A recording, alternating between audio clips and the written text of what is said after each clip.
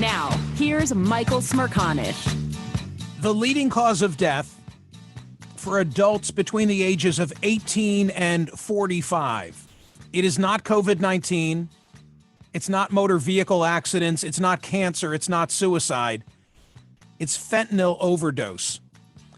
None of this data comes as a surprise to my guest. My guest is Laurie Steves. I've already met Laurie Steves via CNN, where I had the privilege of interviewing her, and I so much wanted to have her back on POTUS to be able to spend more time. I should say that I learned of Laurie's story from the San Francisco Chronicle.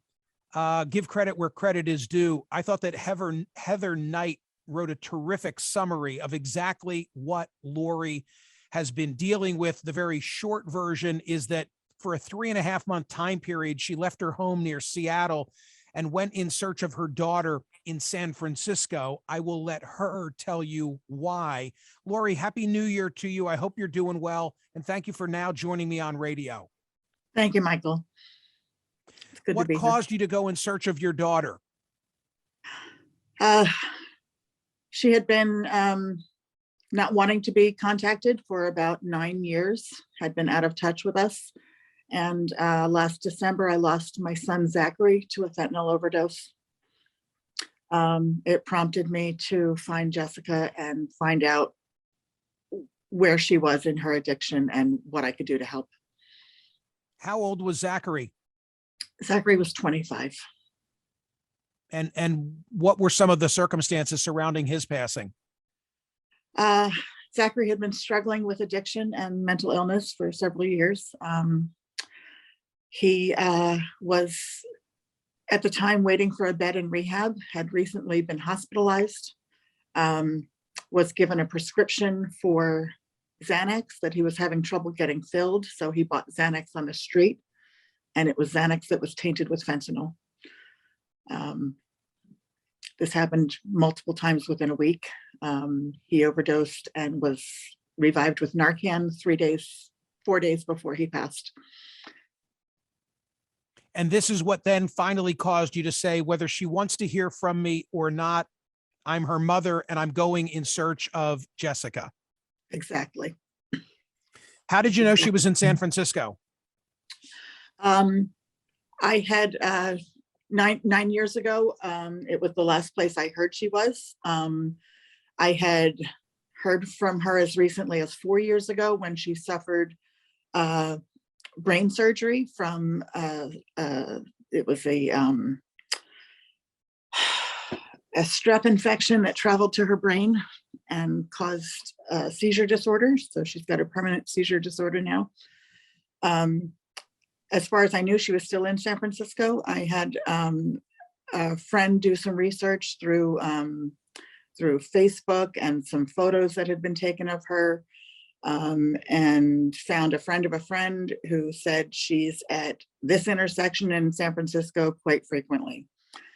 Homeless. So, homeless, but hanging at a particular intersection was what I heard. And armed with only that information, I got on a plane and went looking.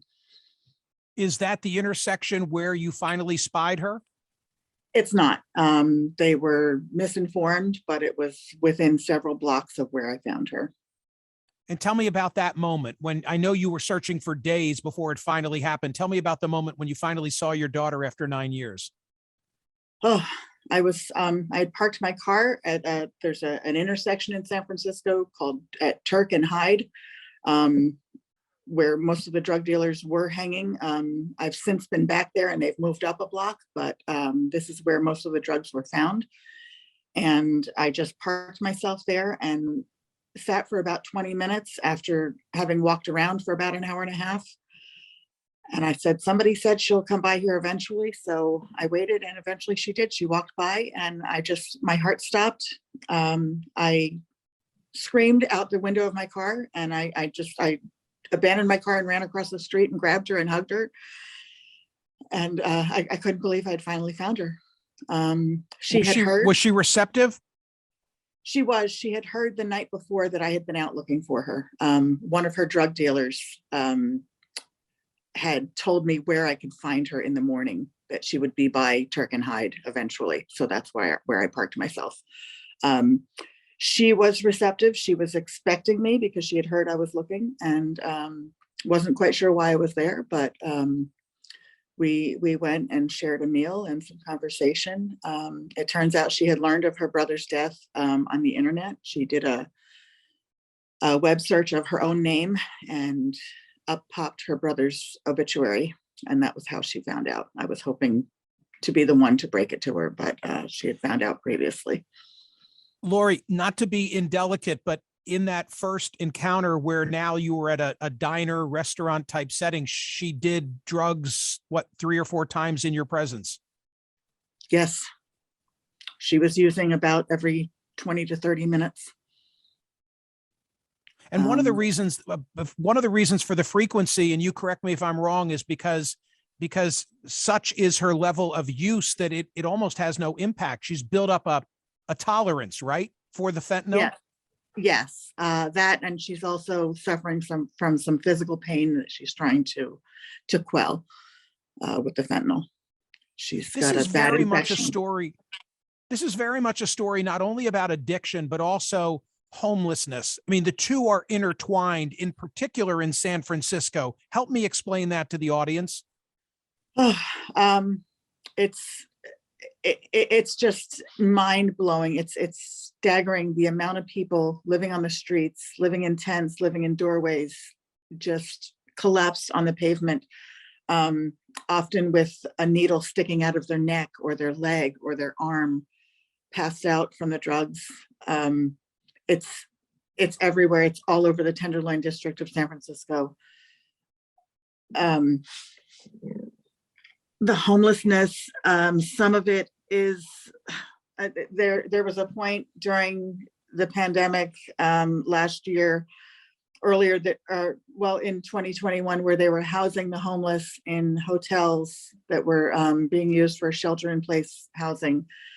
Jessica had been there for several months, but because she wasn't maintaining and upkeeping her room, she was evicted. They had rules in place and she broke the rules. So she's back out on the street again, homeless. And in the coverage from Heather Knight, 8,011 homeless, 42% with alcohol or drug addiction. Frankly, that sounds a bit low to me. The supervisor who represents the Tenderloin said that in 2020, 712 died of drug overdose in comparison to 257 who died as a result of COVID, making the point that the addiction issues are so significant. I know, because of what you've gone through in your search for your daughter and your attempt ever since then to try and get her on a better path, that you've met a lot of other people who are in a similar position, meaning family members trying to save their kin.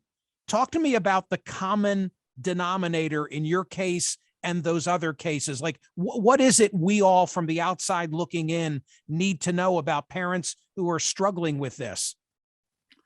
The common denominator here is fentanyl. It's at a pandemic rate, the use. Fentanyl is being laced into every other illicit drug. Is addicted to crack. He has a crack habit, but he's very sensitive to fentanyl and tries to avoid it. He recently overdosed from it and was revived with Narcan, which is so often the case. There are people on the streets whose sole purpose to be there is to revive people with Narcan and to rescue them from their own addiction. People are being revived and let loose, not revived and treated. They're being housed and not housed and treated. There's just an overwhelming amount of people using. I like you said, I think those numbers are low with the drug and alcohol addiction, with the homeless. If it's not drug and alcohol addiction, it's mental health. It's mental illness. Fentanyl is a synthetic opioid. I know that it can be deadly even in very small amounts. From what I've read on the subject, I have a very naive question. Why, among those who manufacture do they even use fentanyl? In other words, if I'm a drug manufacturer, I mean an illicit drug manufacturer, why am I lacing my product with fentanyl? Is it because it gives an additional high of some kind? It's highly addictive, and it's cheaper than the other drugs. It's cheaper I see, to cheaper. manufacture and to process. And it's highly addictive. So it keeps them coming back, and it keeps the demand there. You left your house near Seattle last spring. You spent 3.5 months in San Francisco trying to win over your daughter. In fact, such were your efforts, you even got a job and began living and working there. How did it end? How did the time period that you spent in San Francisco come to a close? And what was the relationship with your daughter when you left? Oh, I made numerous attempts to help Jessica, for help to try. It came so far as to actually getting her to a hospital emergency room one day, but we had a disagreement, and she left without being treated. That was the closest I came to getting treatment for her. She would change her attitude toward it all the time. She wanted treatment. She didn't want treatment. She liked the way she lived. She wanted to get help. She didn't want to get help. Mostly didn't want to get help, didn't want me to bother her, didn't want to change her situation.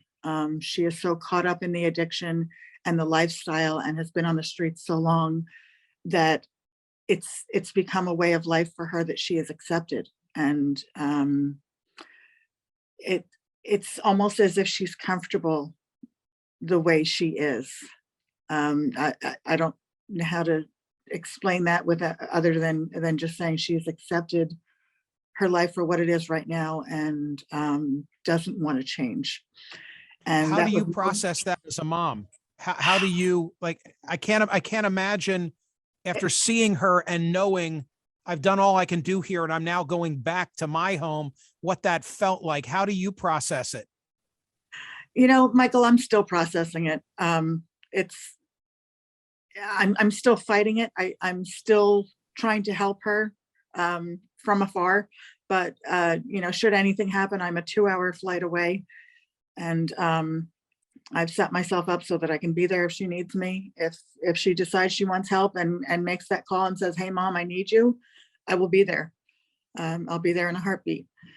But as with any addiction, it's going to take Jessica saying, "I'm ready, I need help." And she's not there yet. I don't know how much farther she can go down into the pit she lives in before she's ready. I'm afraid of losing another child. She's overdosed more than 50 times. That is her self-proclamation, yes. So you're speaking to a nationwide radio audience, the vast majority of whom, I hope, have no connection to this subject. What do all of us need to know?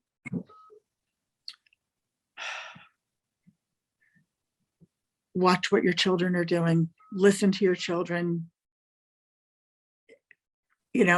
I would go so far as to say snoop and spy and be as involved in their lives as you possibly can, and don't let this happen to them.